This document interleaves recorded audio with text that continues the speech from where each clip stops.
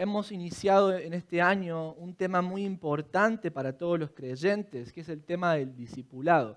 ¿Qué significa ser un discípulo de Jesús? ¿Qué significa seguir a Jesús? ¿Quiénes son los que siguen a Jesús?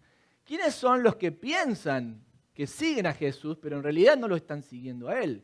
Están siguiendo su propia religión. Y fuimos viendo distintos pasajes a través del Evangelio de San Lucas. Y el tema que nos convoca en el día de hoy es el costo del discipulado. Vimos en primer lugar quién era la persona que nos llama a seguirlo, esto es Cristo. Vimos luego cómo es ese llamado que Dios hace.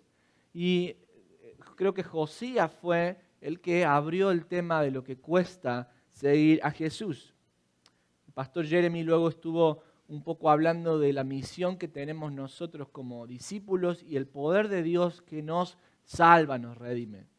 Pero quiero que volvamos a tocar el tema de lo que cuesta seguir a Jesús, porque es un tema recurrente, es un tema que se toca muchas veces en distintas oportunidades a través del libro de San Lucas, el costo del discipulado. Cuando pienso en el costo de algo, tengo una mente salvaje, siempre me imagino cosas. Y me acuerdo cuando era más joven, sigo siendo joven, pero era más joven que antes, era un niño prácticamente, y no voy a decir la edad, pero quería ponerme de novio con Tami. Entonces fui a decirle a mis padres, estaba en la universidad, y le dije a mis padres, necesito que me den su bendición porque quiero cortejar a esta joven y quiero pedirle que sea mi novia. Y mis padres me dijeron, sabes que nosotros preferimos que termines tu carrera, te gradúes de la universidad y después busques una relación amorosa. Pero yo estaba muerto de amor por Tami, una cosa que no lo podía ya contener más. Entonces ahí estaba yo día y noche a mis padres, por favor, denme la bendición, por favor, porque no lo iba a hacer sin su permiso. Entonces, hasta que un día dijeron, bueno, este chico está aquí todos los días, y yo decía, pero miren que he sido un buen hijo, y trataba de pintar la mejor figura. La cuestión es que me dieron su bendición al final para hacerlo, pero me pusieron dos requisitos. Ok, si tú quieres ponerte novio con esta joven y luego casarte, te pedimos dos cosas. Número uno, no puedes casarte antes de que termines tu carrera, y número dos, te tienes que buscar un trabajo, a trabajar. Porque mi papá me dijo, yo no voy a estar pagando las salidas que tú tienes con tu novia. Y me pareció muy bien. Me dio dos requisitos. No tenía trabajo y me faltaban años para terminar mis estudios en la universidad. Pero nos pusimos en las manos del Señor y gracias a Dios también mi suegro me dio permiso de ponerme novio con Tami y eso ocurrió. Ahora, yo siempre tuve en la mente que tenía que tener esos dos requisitos antes de casarme, me quedó grabado. Dos requisitos que tenía que tener, terminar mis estudios y tener un trabajo para sostener mi familia. Qué consejo sabio que dan los padres, ¿no? Y a veces uno se enoja con los padres, pero tienen razón. Así que jóvenes, hijos, escuchen a los padres, por algo se le dicen las cosas. Y obedecimos y nos fue muy bien, Dios nos bendijo mucho. Ahora, el tema de los requisitos es algo que lo vemos en toda la vida. Usted quiere aplicar para una posición en el trabajo y le piden una serie de requisitos. Usted quiere ir a la universidad, le piden una serie de requisitos. Bueno, cuando llegamos al texto de la palabra de Dios en Lucas 14, vamos a ver a un Jesús que también nos dice cuáles son los requisitos que debe cumplir un verdadero seguidor, un verdadero discípulo de Cristo. No cualquiera que dice, Señor, Señor, y clama en el nombre de Dios, es un seguidor de Cristo. Y eso está atestiguado en el Evangelio de Mateo. En aquel día me dirán muchos, Señor, Señor, en tu nombre hicimos tal cosa. En tu nombre echamos fuera demonios. Yo les diré en aquel día, apartaos de mí, hacedores de maldad, no los conozco. Así que yo puedo decir toda la vida, sí, yo soy un estudiante de Harvard, pero si Harvard no dice que yo le pertenezco a la universidad, yo puedo decir todo lo que quiera. Sí, yo estudié en Harvard. Yo soy un estudiante de Harvard. Eso no me hace ser un estudiante de la universidad. Para que yo pueda ser un estudiante de esa universidad, es esa la universidad la que tiene que decir, sí, Leandro me pertenece. Lo mismo pasa con el Señor. Yo puedo decir, sí, yo le pertenezco al Señor, pero es el Señor el que tiene que decir, sí, esta persona me pertenece. Y acordémonos que en los tiempos de Lucas, cuando se escribe este evangelio, los cristianos están pasando por mucha tribulación. En el primer siglo se desata una persecución furiosa, en Roma particularmente, contra los cristianos. Y es un evangelio, el de Lucas, que se expande para todo el mundo gentil, es decir, el mundo no judío. Y los cristianos están sufriendo persecución y algunos escuchan el evangelio y dicen, la verdad que quiero seguir a Jesús, pero dejan. Otros siguen por un tiempo, pero se desaniman. Entonces, Lucas, bajo la inspiración de Dios, pone esta historia que vamos a compartir en esta mañana, donde Lucas nos va a decir lo que Jesús dijo en cuanto a quiénes son verdaderos seguidores, verdaderos discípulos de Jesús. Era importante para ellos en esa época saber quién eran los verdaderos discípulos. Y es importante para nosotros hoy. Hoy vivimos en un mundo que todo el mundo se dice ser cristiano. Quizás tú dices, bueno, yo fui a una iglesia cristiana, mis padres fueron a la iglesia cristiana, yo estoy aquí sentado hoy, me considero cristiano. Pero vamos a ver cuáles son los requisitos que reúne un verdadero discípulo de acuerdo a las mismas palabras del Señor Jesucristo. Por lo tanto, les invito a que abran sus Biblias en Lucas, en el capítulo 14, y vamos a comenzar nuestra lectura a partir del versículo 25. Lucas 14, 25. Con mucha reverencia, prestemos atención, esta es la santa palabra de Dios. Grandes multitudes iban con él, con Jesús. Y volviéndose, les dijo, si alguno quiere venir a mí y no aborrece a su padre y madre y mujer e hijos y hermanos y hermanas y aún también su propia vida, no puede ser mi discípulo. Ay, ay, ay. ¿Nos atrevemos a seguir leyendo? Versículo 27. Y el que no lleva su cruz y viene en pos de mí, no puede ser mi discípulo. Porque ¿quién de vosotros, queriendo edificar una torre, no se sienta primero y calcula los gastos a ver si tiene lo que necesita para acabarla? No sea que después de que haya puesto el cimiento y no pueda acabarla, todos los que lo vean comiencen a hacer burla de él. Diciendo, este hombre comenzó a edificar y no pudo acabar. ¿O qué rey, al marchar a la guerra contra otro rey, no se sienta primero y considera si puede hacer frente con 10.000 al que viene contra él con 20.000? Y si no puede, cuando el otro está todavía lejos, le envía una embajada y le pide condiciones de paz. Así pues, cualquiera de vosotros que no renuncie a todo lo que posee, no puede ser mi discípulo. Qué palabras tan duras. Ahora pienso que Dios ha puesto este pasaje de manera soberana en su divina voluntad para compartirlo con nuestra congregación hoy, porque cada vez somos más, cada vez el auditorio está más lleno, pero tenemos que ver lo que dice el Señor, quiénes son verdaderamente sus discípulos. La pregunta que este texto intenta contestar, y es la pregunta que hoy quiero que nos hagamos al analizar este sermón, es cuáles son los requisitos para ser un discípulo de Jesús. En otras palabras, el texto intenta contestar esta pregunta que tiene que ver con cuáles son las cosas que Dios pide de aquellos que les van a seguir. Y usted ya lo leyó y quiere salir corriendo por la puerta. Espere, no se vaya. Vamos a escuchar lo que el Señor tiene para nosotros.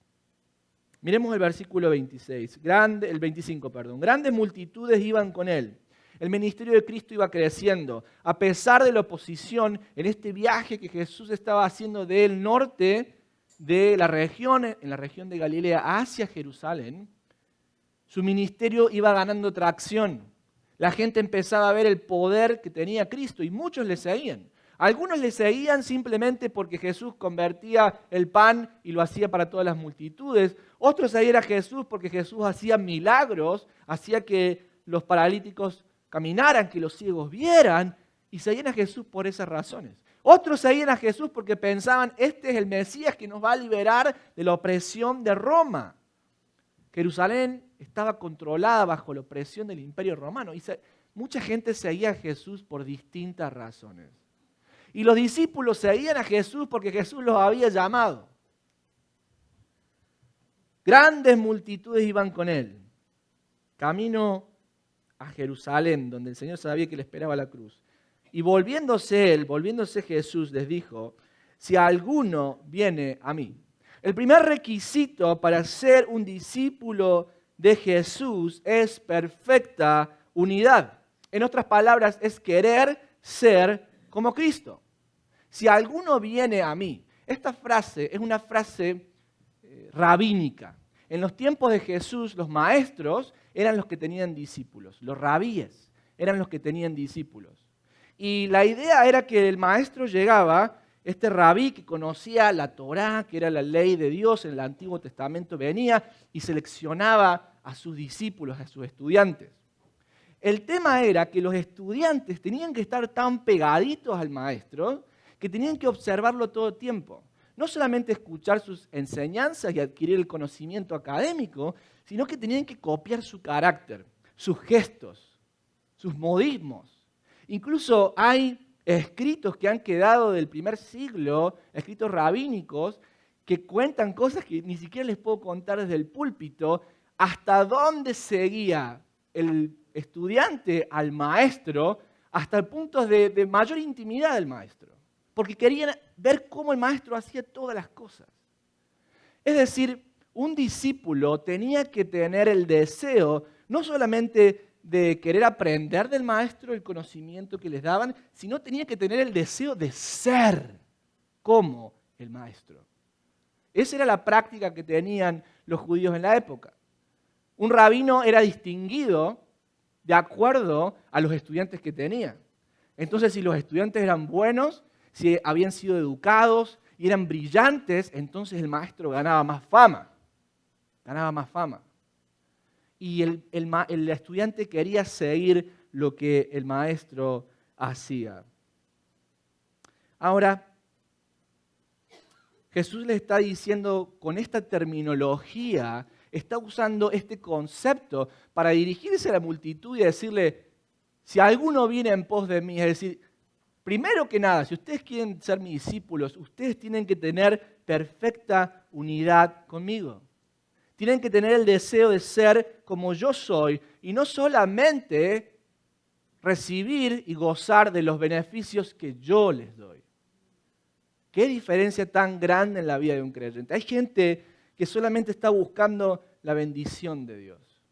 Y no me malentienda, Dios nos bendice, es un Padre bueno y bondadoso y nos da cuando nosotros nos equivocamos y nos sigue dando su amor y tiene paciencia y está todo muy bien eso es todo cierto.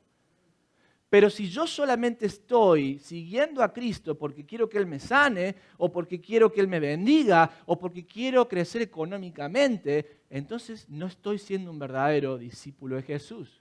Porque ser un discípulo de Jesús tiene que ver con querer ser como Cristo es. Cristo es paciente. Pero yo no quiero ser paciente. Yo no quiero, sinceramente, yo, Leandro Gómez, no quiero ser paciente. Si fuera por mí, el mundo estaría en llamas. Yo no quiero ser paciente, pero mi maestro es paciente y yo quiero ser como él. Entonces quiero ejercitar esa paciencia. Jesús es misericordioso. Yo no soy misericordioso, pero quiero ser como es Él. Entonces, el llamado del cristiano no es solamente tener la mente de Cristo, sino que dice el apóstol Pablo que vamos siendo perfeccionados a la medida de la estatura de un varón perfecto. Esto es Cristo Jesús. Cristo Jesús.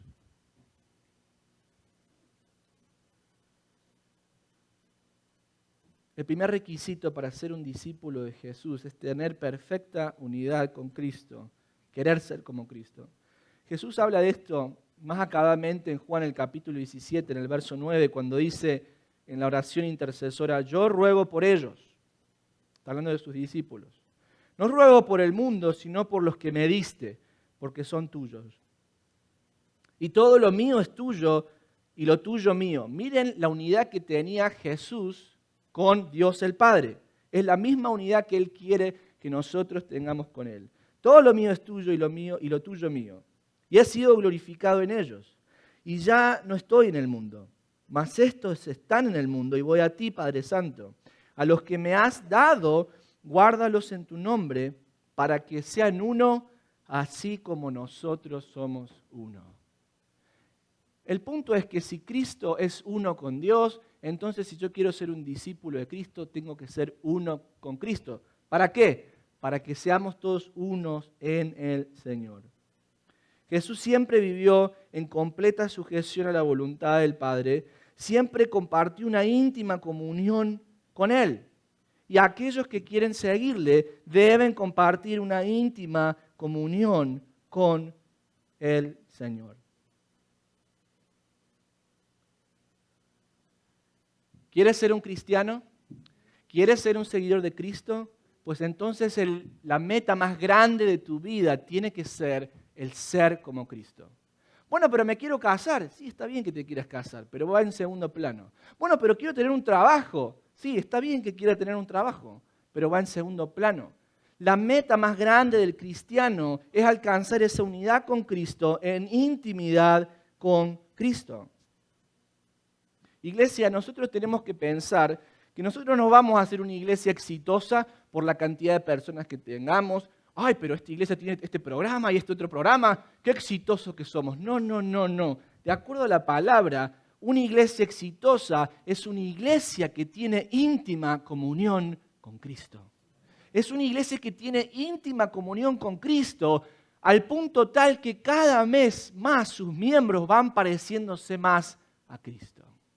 Esa es una iglesia exitosa y esa es la iglesia que nosotros tenemos que ser.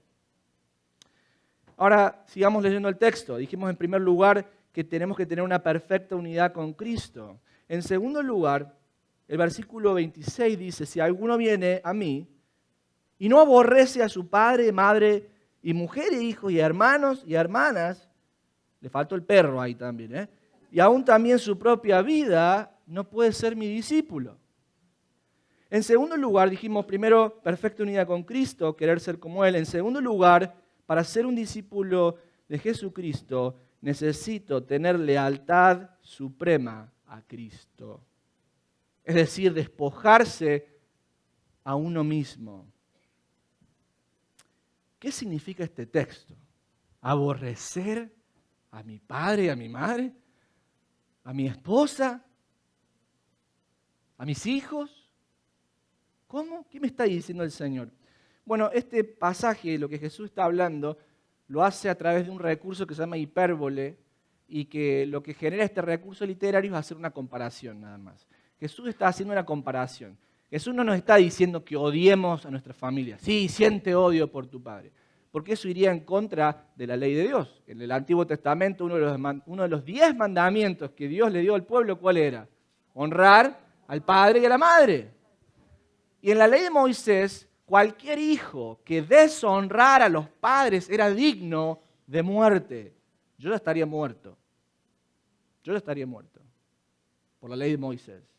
Muchas veces he deshonrado a mis padres. O sea que Jesús no está hablando de que hay que odiar a los padres, no hay que honrar a los padres. No, no, no, no. No está diciendo eso Jesús. Lo que Jesús está diciendo es que cuando yo considero, comparo, pongo en comparación mi amor por Jesús en comparación con mi amor por mis padres, por mi esposa, por mis hijos, mis hermanos y mis hermanas, el amor que yo tengo por Cristo es 100 veces más alto que el amor que tengo por los otros. En otras palabras, cuando viene un punto de comparación y tengo que elegir entre el amor a Dios o el amor a mi familia, tengo que elegir el amor a Dios.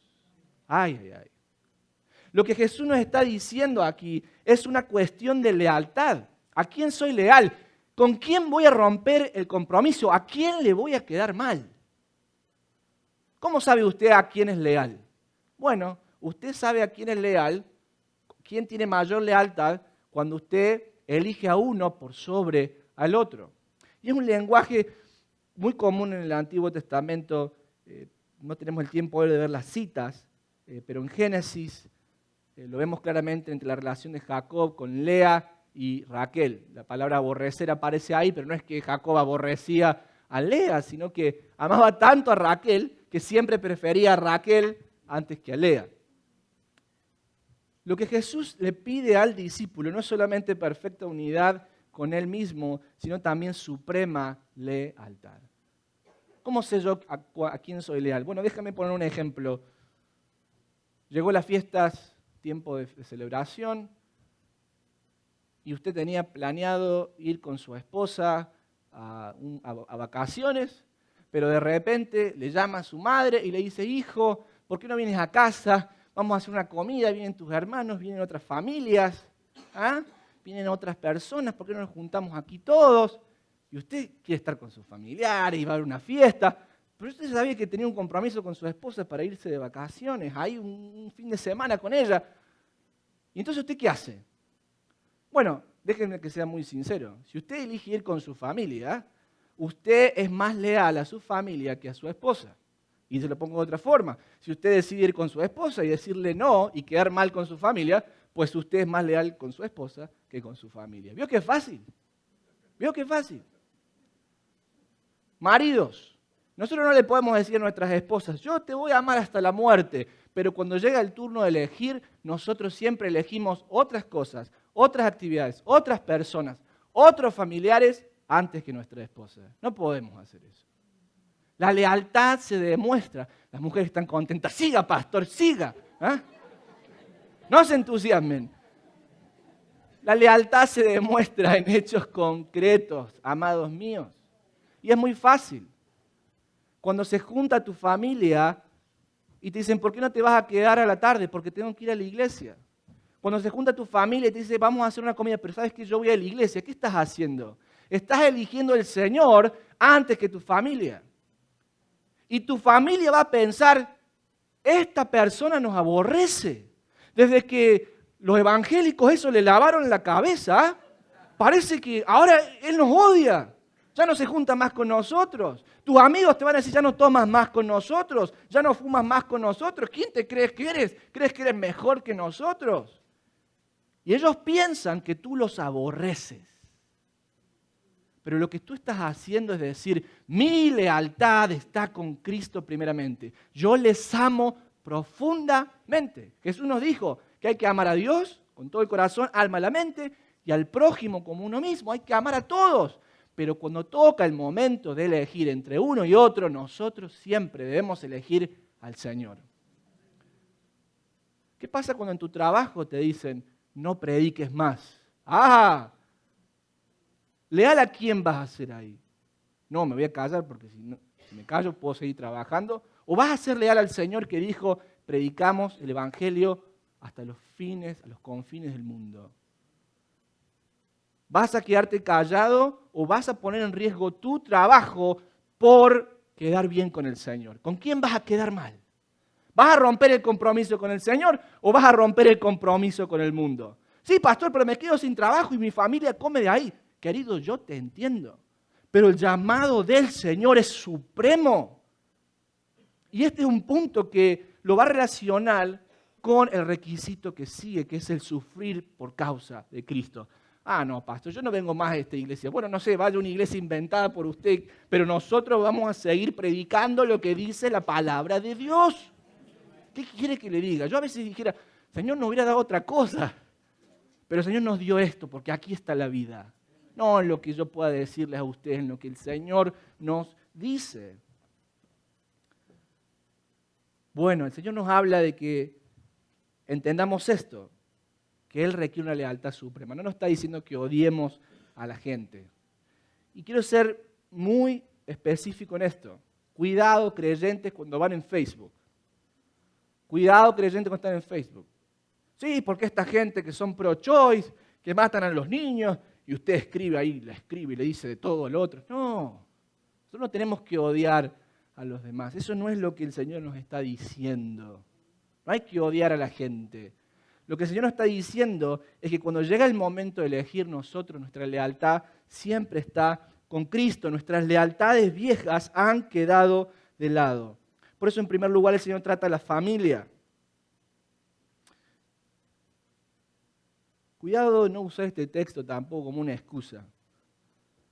Hay hijos irresponsables que deshonran a sus padres diciendo: papá, yo siento que Dios me dijo que me tengo que casar con esta muchacha, pero hijo, la muchacha no es creyente. Sí, sí, papá, pero yo siento que Dios me dijo que me case con ella. No, yo tengo que obedecer a Dios antes que a los hombres. No, cuidado. Dios nunca se va a contradecir en su palabra. La Biblia dice que no nos unamos en yugo desigual. Dios nunca te va a pedir que te cases con un no creyente. Dios nunca va a pedir que deshonres a tu familia. Ahora, ¿cuándo es que tú tienes que hacer bajar tu pie y hacer una posición? Cuando Dios te pide algo en su palabra que va en contra quizás del deseo de tu familia. Quizás hay algunos que están ahora pensando en el bautismo, tomar ese paso de bautismo, y quizás tú eres una persona que vive en un matrimonio con un no creyente, y viniste a Cristo y tu esposo no es creyente, y tu esposo no quiere que te bautices. Bueno, ¿sabes qué? Ahí se aplica Hechos capítulo 4. Es primero necesario obedecer a Dios antes que los hombres. Y tú le tienes que decir a tu marido: querido, yo te respeto, pero yo tengo que honrar a Dios con este mandamiento que Él me ha dado. Toma el paso de bautismo. Pero va a generar conflicto en mi familia. ¿Leíste Lucas capítulo 18? ¿Qué dice Jesús? No he venido a traer paz al mundo, sino que a causa de mí se va a sembrar una discordia en la familia. El padre estará en contra de los hijos en contra de los padres, el yerno en contra de la suegra. Bueno, eso es natural, pasa siempre. El uno contra el otro. El uno contra el otro. El seguir a Cristo nos va a costar la familia. Pero en segundo lugar, el seguir a Cristo no solamente es una lealtad suprema a Dios por sobre la familia, sino una lealtad suprema a Dios por sobre mi propia vida. No tenemos tanto tiempo de ir a indagar cada una de estas cosas, pero el punto del Señor es que aquel que quiere ser un discípulo tiene que negarse a sí mismo sus propios planes. ¿Para qué? Para que sean los planes, los designios, los planos de Dios los que ahora nosotros persigamos. Yo no puedo llegar al Señor y decir: bueno, tengo mi contador, tengo mi abogado, tengo mi médico personal, pero ¿saben qué? También necesito un salvador personal, como para estar completo. No. Jesús no es un accesorio en nuestras vidas. Jesús es el Señor de señores, el Rey de reyes. Y Él llama y nosotros venimos a ponernos a su disposición. Mi vida pasada quedó enterrada. Ese es el milagro del bautismo, lo que el bautismo simboliza. Colosenses capítulo 2. Él corta, Él mete adentro del mar, de la tierra, todas nuestras viejas lealtades. Y resucitamos con Cristo, cuando salimos del agua, a vivir una nueva vida con una nueva lealtad, con un nuevo plan. Y a veces nos pasa a los creyentes que tenemos años, bueno, empezamos a hacer planes. Me voy a comprar una casa, voy a mandar a mis hijos a esta escuela, y voy a hacer esto, y voy a hacer esto otro. Esperemos un ratito. ¿Y el Señor? ¿Cuál es el plan que tienen? Miren, si fuera por mí, yo me quedaba ahí en California con 70 grados, que estaba divino. Estaba precioso. Y los familiares de Tami ya empezaron, como nos quieren: vénganse para acá y conozco esta iglesia y pueden venir a ministrar aquí. Y uno, veo el océano, veo las montañas, ¿qué quieren? Me da una debilidad, hermanos, y digo, me quedo acá. Pero después me puse a pensar, pero espera un segundo, ¿son mis planes o son los planes del Señor los que tengo que seguir? Y hay esa voz interna: sí, pero si vuelves a Chicago hace frío y hay nieve. Y sí, evidentemente pasaba eso. Y estás en la iglesia y hay gente que te critica y que no te quiere y has hecho todo esto, pero hay cosas que no funcionan y no te sale nada bien. Y el diablo nos empieza a hablar. Y eres un fracaso y no pudiste hacer esto, mejor abandona y tira todo. ¿De dónde viene esa voz? No viene de Dios. Y eso pasa en tu vida también. Se presenta una oportunidad y ya empiezas a hacer planes y tienes una vocecita que te empieza a decir y puedes hacer esto y puedes ganar más dinero y sí, mejor déjala porque ella no te entiende. Mira, la otra está más linda, incluso más joven, cámbiala. Y todas esas vocecitas y se ríen mucho ahí. Un seguidor de Cristo ha renunciado a su propia vida. Significa que cuando usted está cansado y llega a su casa y su esposa necesita ayuda, usted renuncia a su vida. Sí, usted tiene el derecho de sentarse en su sillón a ver la televisión, pero usted ha renunciado a su vida, ¿me entiende, querido? Entonces usted sale, va y lava los platos y hace la tarea con los niños, porque hemos renunciado a nuestras vidas. Es el miércoles a la noche. Hace frío en Chicago, mucho frío. ¿Usted está cansado de su trabajo? Sí, yo también. Pero hemos renunciado a nuestras vidas y venimos a servirle al Señor. Creo que hemos perdido, iglesia, el concepto de que cuando venimos a la iglesia, a ver qué voy a recibir, a ver qué me da Dios, a ver Dios qué tenés para darme hoy. Señores, por favor, venimos aquí a rendirle homenaje a Cristo. Los miércoles de oración, cuando llegamos a la casa de Dios, venimos a decirle, Señor, aquí estamos para agradecerte en medio de la tribulación, de la tormenta, y para confesarte que sin ti no puedo hacer nada en mi matrimonio ni con mis hijos y poner mi corazón ahí. Iglesia, nos hemos olvidado de este principio central. ¿Por qué mi vida espiritual está languideciendo, está muriendo? Porque me he olvidado quién es el Señor y quién es el siervo. Él es el Señor, nosotros los siervos. Lealtad suprema al Señor en la familia, en mi propia vida. Y por último, lealtad suprema en mis posesiones. El Señor dice, aquel que no renuncia a todo lo que posee, no puede ser mi discípulo. ¿Qué está diciendo el Señor? ¿Que vendamos todo y ya está y lo entreguemos todo al Señor? No, no es lo que el Señor está diciendo. El Señor lo que nos está diciendo aquí es que yo no puedo tener nada de lo que tengo como si fuera mío. ¿Me escuchó lo que dije? Lo que el Señor nos dice es, no uses, no pienses que lo que tú tienes es tuyo. ¿Pero cómo si yo me lo gané? Trabajé tantas horas extras y me compré este carro. ¿Cómo me va a decir pastor que no es mío? El título del carro tiene mi nombre. ¿Ah, sí? ¿Y usted el aire de dónde lo saca? ¿Usted lo fabricó? ¿Y usted la salud? ¿De dónde la saca? ¿Usted la fabricó? ¿Y las fuerzas? ¿Y el trabajo que le dieron? ¿Quién se lo dio? ¿Usted? ¿Y que a su empleador le fuera bien para que ese día haya la paga de su cheque? ¿Usted lo hizo todo eso? ¿Y que la economía se mantenga? ¿Usted mantiene la economía? Si usted tiene un carro, es por la gracia y la bendición de Dios. Pero usted no piense que ese carro es suyo, ese carro le pertenece al Señor. Ahora les doy un punto bien concreto para saber cómo estamos usando nuestras posesiones. En ese carro, ¿quién se sube? Bueno, mi esposa y mis hijos. Muy bien. ¿Pero quién más? Y nadie más. Bueno, tengo que empezar a pensar que mi carro no solamente lo tengo que poner al servicio de mi familia, sino al servicio de la familia de Dios. ¿Cuántas personas hay en nuestra congregación que no tienen transportación? Hace frío en Chicago. Busca a un hermano y dile, hermano, te voy a empezar a pasar a buscar todos los domingos para ir a la iglesia. Ya va a ver cómo se va a animar usted también. Y hagan carpool, vengan juntos a la iglesia.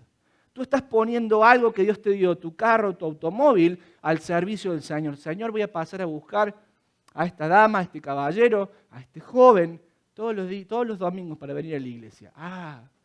Termina la reunión. Mire, en vez de salir corriendo a la puerta, fíjese quién está en la congregación. Hay alguien que necesita un aventón, o como dicen ustedes, un ride. Un ride a la casa. ¿Cómo estoy usando mi auto? Mi casa.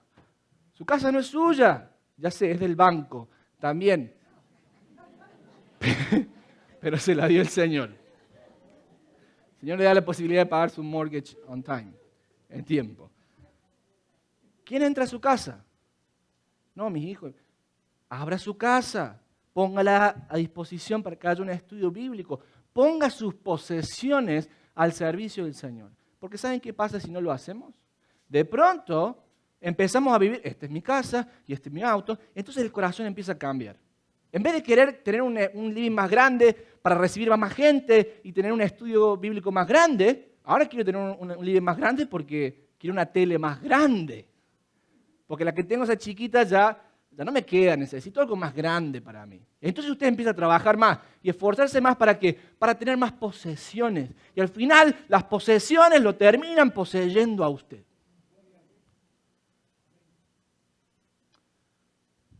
Lealtad suprema al Señor por las posesiones sobre todo lo que tenemos. ¿Cómo estás con tu ofrenda? Bueno, es que no me alcanza. ¿Cómo estás con tu ofrenda, con tus diezmos? ¿Estás siendo fiel al Señor o le estás robando al Señor lo que es de Él? Cuidado. Y esta es una historia que la he visto muchas veces.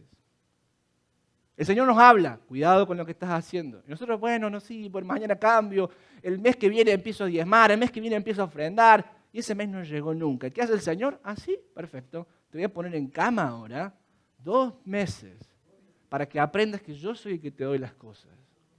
Y usted todo ese dinero que se juntó, en vez de que era del Señor, ahora va a ser del hospital, ahora va a ser de la farmacia, de todos los biles que usted tiene que pagar ahora.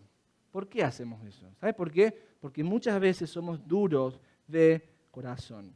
Hablamos de 2 requisitos que el Señor nos pide: perfecta unidad con Él, ser como Cristo. En segundo lugar, lealtad suprema a Cristo por sobre todas las cosas. En tercer lugar, sigamos leyendo el texto. Se pone más interesante, versículo 27. Y el que no lleva su cruz y viene en pos de mí, no puede ser mi discípulo. Y yo digo, Señor, ¿cómo hacemos esto? ¿Qué significa llevar la cruz? Nosotros hoy lo vemos como algo, bueno, llevar la cruz sería levantarme todos los días, ir a trabajar y hace frío, me meto en el auto y está fresquito hasta que el auto se prende. Tengo que llevar mi cruz. Bueno, no es eso a lo que se refería el Señor. La cruz en esa época era un instrumento de tortura y humillación. El Imperio Romano usaba la crucifixión para hacer burla de los enemigos que ellos conquistaban. Era la pena más dura que le podían administrar a una persona que había caído en su cautiverio. Yo quiero que ustedes piensen esto. Los rabinos de la época buscaban estudiantes que fueran prometedores, porque esos estudiantes, ¿qué querían hacer? Escalar. En la época, ya les expliqué, el honor era como el dinero. Más honor y más fama tenía una persona, mejor posicionada estaba en la sociedad. Sería hoy como decirle, más seguidores tenía una persona en Twitter, más oportunidades tenían. Sí, tengo más seguidores en Twitter, tengo más seguidores en Facebook, ahora me empiezan a invitar de otros programas y estoy hablando aquí y allá. En esa época, más honor tenía una persona, más puertas se le abrían. Por eso los estudiantes querían ir con un rabí que fuera un rabí importante, porque ellos querían ganar prestigio. Usaban al rabí como una forma de escalar, y el objetivo que tenían esos estudiantes era ganar más honor. Ahora fíjense el llamado de Cristo. Si quieren venir en pos de mí, tomen su cruz. ¿Cómo? Miren qué contracultural el pedido de Cristo, que en vez de llamarnos a la fama, al poder, a escalar, nos llama a la humillación. Ah, no, yo así no quiero ser discípulo de Jesús. Por eso el Señor se dio vuelta y le dijo esto a las multitudes. Tiene que tomar su cruz y seguirme. Jesús le está diciendo, el camino al que yo voy, y él, acuérdense que va caminando a Jerusalén, donde él sabe que lo van a crucificar. El camino al que yo voy los va a llevar al sufrimiento, al dolor y muchas veces a la humillación. Y ciertamente esto ocurrió. El rechazo constante por la causa de Cristo. ¿Sabes qué, querido? Cuando el Señor te salva y te trae a su presencia, iniciarás un camino de completa unidad con Él, pero será un camino de aflicción y dolor en muchas oportunidades. ¿Cómo no es que si estoy con Cristo, entonces me va a ir todo bien y voy a tener más dinero y voy a ser más famoso? Yo no sé dónde están sacando esas cosas. El seguir a Cristo nos va a convertir a nosotros en enemigos del mundo. El otro día estuvimos con algunos de los hombres orando en una manifestación pro vida y ellos son testigos. Pasaba gente de los autos gritándonos cosas porque estábamos orando. Este es un camino que te va a costar el rechazo de la gente. Ahora, es un camino de humillación porque el sufrimiento que vas a experimentar es un sufrimiento que va a ser rechazado. ¿A qué me refiero con esto? A veces una persona sufre, pero ese sufrimiento es validado. Cuando vemos que un soldado va a la guerra, y tenemos algunos veteranos en nuestra congregación que han servido en Irak, su sufrimiento, ¿qué hacemos nosotros? Gracias por sufrir. Son nuestros héroes, ¿verdad? Los aplaudimos. Muy bien. Pero cuando Cristo estaba cargando el madero de camino al Gólgota, nadie le estaba aplaudiendo. ¡Qué bien, Jesús! ¿Vas a salvarnos a todos por nuestros pecados? Por el contrario, le escupían, le pegaban, lo azotaban. El sufrimiento del creyente es un sufrimiento rechazado por el mundo. ¿Estás dispuesto a seguir a Cristo? Si quieren venir en pos de mí, dijo el Señor, tienen que ser uno conmigo. Lealtad suprema por sobre todas las cosas y tomar su cruz y seguirme. En definitiva, llevar la cruz es una directa participación en la muerte de Cristo, en su humillación y el dolor de su rechazo. Hermanos, esto era tan contracultural. Nadie quería eso para su vida. Y hoy tampoco. Nosotros no queremos eso. Pero ¿por qué es que Cristo nos ofrece la cruz? ¿Por qué, hermanos? ¿No nos puede ofrecer directamente la gloria? ¿Saben por qué? Porque si nosotros no morimos a nuestros pecados, porque si nuestros pecados no son clavados en la cruz, porque si mi viejo yo no es enterrado en la tumba, no puede haber resurrección. No puede haber nueva vida si primero no paso por la cruz. Y todos queremos tener éxito en la vida. Yo quiero tener un mejor matrimonio, quiero que mi vida se arregle, quiero que mis hijos hablarme bien con ellos. Todos queremos eso, pero nadie quiere reconocer su propio pecado. ¿No será que tienes un mal matrimonio porque eres un egoísta que lo único que hace pensar es en sí mismo? Vamos a reconocer nuestra propia maldad primero. Y queremos que el mundo cambie, pero nosotros no queremos cambiar. El mensaje del Evangelio requiere que te arrepientas de tus pecados. Yo no me quiero arrepentir, no tengo nada que arrepentirme. Pues seguirás muerto en tus delitos y tus pecados.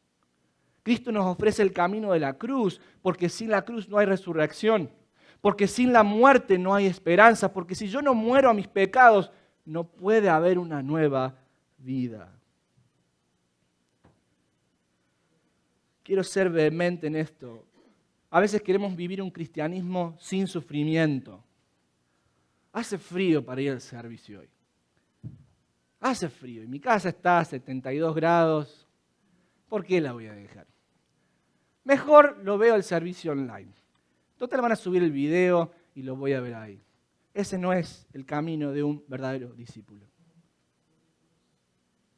Bueno, pero tengo que trabajar, los hermanos van a entender. Ese no es el camino de un verdadero discípulo. Habla con tu jefe. Soy cristiano. El domingo es el día del Señor. Tengo que estar ahí. Pero me van a sacar la promoción y me van a bajar la promoción. ¿Qué es más importante para ti? Bueno, no, busquemos otro servicio el día jueves y después ofrezcamos uno el miércoles y otro el viernes a las 6:30 de la mañana para los que no pueden. Señoras y señores, ¿vamos a acomodar a Cristo a nuestras necesidades? ¿O vamos nosotros a acomodarnos a Cristo y a lo que Él nos pide? Es un cambio drástico de pensar. Bueno, así yo no quiero ser un discípulo. Pues entonces me pongo contento, no de que no quieras ser un discípulo, sino que entiendas lo que significa seguir a Cristo. Que no estés confundido. Ahora hay un cuarto elemento y con esto voy a terminar. Hablamos de 3 elementos que se necesitan para ser un discípulo de Jesús. Hablamos en primer lugar, una unión perfecta con Cristo, querer ser como Cristo. En segundo lugar, hablamos de una lealtad suprema a Cristo por sobre todas las cosas. Y en tercer lugar, dijimos una directa participación en la muerte de Jesucristo, que nuestros pecados hayan sido clavados en la cruz, que experimentemos el sufrimiento y la burla de este mundo. Ahora, hay un cuarto requisito escondido y que es un poco gramáticamente el puente para lo que va a seguir en el pasaje, que son las parábolas que el Señor va a dar, que las voy a compartir con ustedes en la próxima oportunidad. ¡Ay, gracias!, dijo usted. Gracias que el pastor no va a seguir. No se preocupe, mi esposa me dijo, parte el sermón en el medio porque es mucho, así que denle las gracias a ella. Yo se lo iba a dar todo hoy, acá no nos íbamos más. Porque después Cristo en el mismo texto nos dice por qué es que Él pide eso. Si usted quiere saber por qué es que Cristo pide eso, bueno, esté de nuevo el domingo subsiguiente cuando lo veamos. Ahora hay un cuarto requisito que funciona de puente entre lo que Cristo pide y las razones que Cristo da por lo que pide. Y son tres parábolas que da: la de la torre que se construye, la de los ejércitos, el que está analizando si va a la guerra o no, y la de la sal. Y en las dos primeras parábolas hay un requisito que se distingue. Y es que cuando Cristo nos llama a pensar, a reconocer, a contar el costo de lo que significa seguirle. ¿Cómo? Sí. ¿Sabes que si tú levantas tu mano y dices, sí, yo quiero seguir a Cristo, y porque tuviste un encuentro emocional, eso no sirve de nada?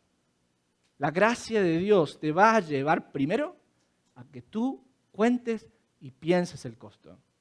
Ahora, ¿sabes qué? Esta palabra que se usa, hay dos palabras que se usan en griego, pero la primera tiene que ver con contar matemáticamente. Y cuando habla de la torre que se está construyendo, dice, ¿qué hombre que construye una torre no se sienta primero a contar, a calcular matemáticamente cuánto dinero tengo, cuántos recursos tengo para hacer la torre? Porque si no le alcanza, después queda todo a medio hacer y va a ser de burla, de vergüenza, en una sociedad que prefiere el honor. Ahora, el punto de esa palabra es reconocer lo que tengo. A ver si me alcanza para ser un discípulo de Jesús. El llamado de Cristo me lleva a pensar, a ver, ¿tengo la posibilidad de tener perfecta unión con Cristo? ¿Tengo la posibilidad de tener lealtad suprema a Cristo? ¿Tengo la posibilidad en mi voluntad, con mis propios recursos, de soportar la cruz? De liberación, tengo que pensarlo. Ahora, de liberación, en primer lugar, o reconocimiento, pero en segundo lugar es la confesión de insuficiencia. ¿Por qué? Porque tanto en el ejemplo de la torre, en el ejemplo de los ejércitos y en el ejemplo de la sal, los tres no funcionan. La torre se queda a medio cumplir, a medio hacer. El ejército se da cuenta que tiene que hacer paz porque el otro tiene más hombres que él. Y la sal se queda sin sabor. En definitiva, lo que Jesús está diciendo es, cuando tú te sientas a contar los recursos que tienes, vas a llegar a la cuenta que tú no puedes cumplir estos tres requisitos.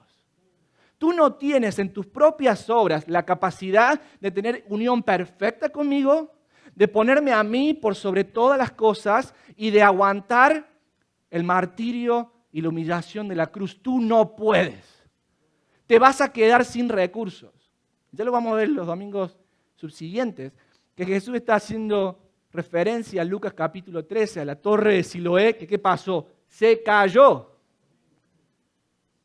El contar los recursos significa que yo llego a un punto donde veo los requisitos tan altos que Jesús pide y yo digo, señoras y señores, yo no puedo.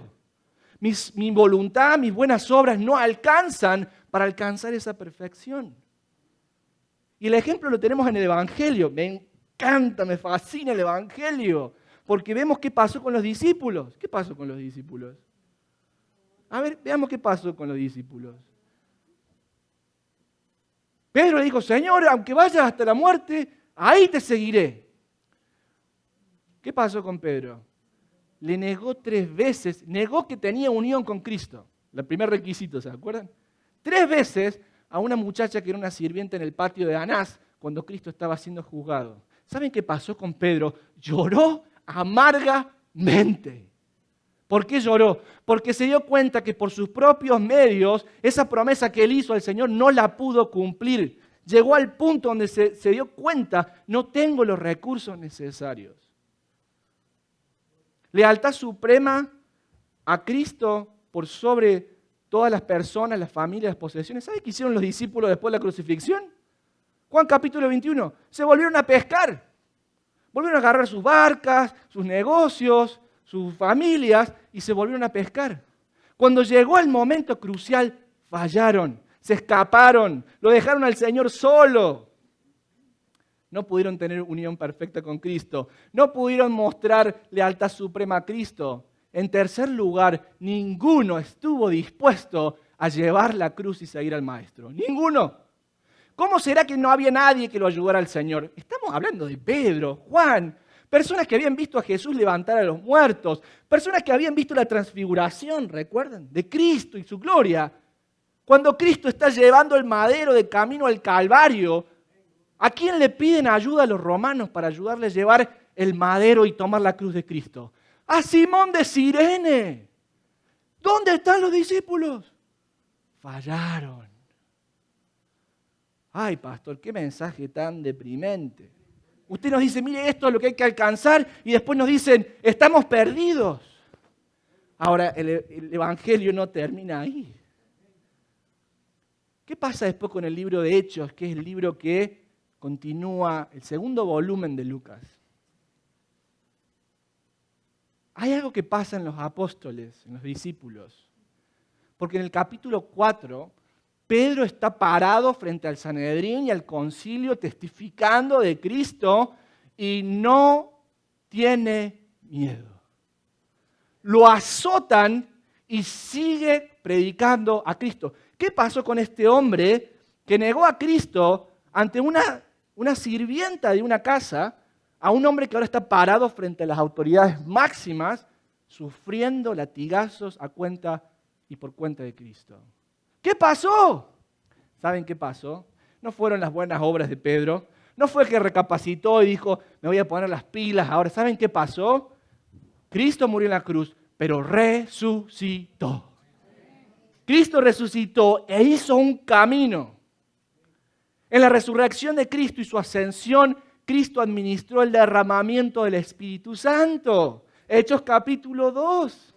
La resurrección de Cristo y el derramamiento y el regeneramiento del Espíritu Santo transformaron estos discípulos. ¿Para qué? Para que en el libro de los Hechos nosotros veamos que estas personas que antes no podían, ahora reúnen estas tres condiciones que Cristo pide.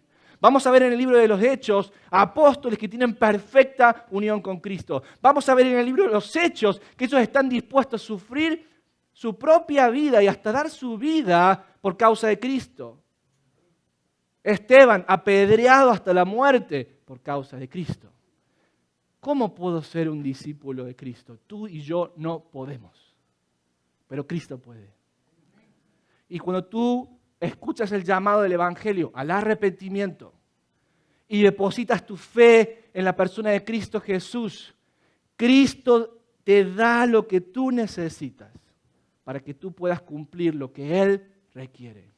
El Espíritu Santo de Dios te regenera. Dios te bautiza con su Espíritu Santo al tiempo de tu conversión. Tus lealtades viejas quedan de un lado y caminas en la novedad de vida.